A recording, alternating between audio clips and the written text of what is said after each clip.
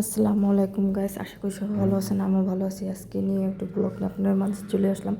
পুরো ভিডিওটি দেখার জন্য সাথে থাকুন। আজকে গরুর পায়া রান্না করব নিহারি, তাই ভাবলাম আপনাদের সাথে শেয়ার করি। এই তো পায়াটা আমি ভালো করে ধুয়ে পরিষ্কার করে নিলাম।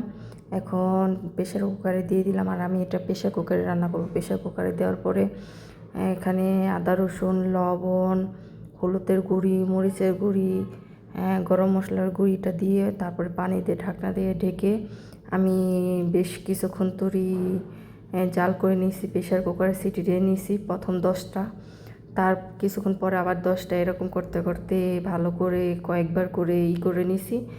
আর এটা সকালের নাস্তা। তারপরে দিন সকালে আমি এটা বাগার দিলাম ভালো করে জাল করার জন্য রসুন কুচি পেঁয়াজ কুচি দিয়ে।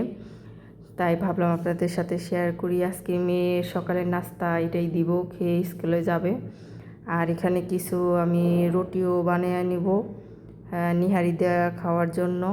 আর আজকে আমার নিহারি রান্নাটা কেমন হয়েছে সবাই প্লিজ জানিয়ে যাবেন। একটা হলেও শেয়ার লাইক কমেন্ট করে যাবেন, আর পেজটাকে ফলো দিয়ে রাখবেন। এখানে কিছু রুটি বানালাম, আর তার পাশের চুলায় আমি চা বসালাম। চা বলকে সে তো পাতি দিয়ে দিলাম।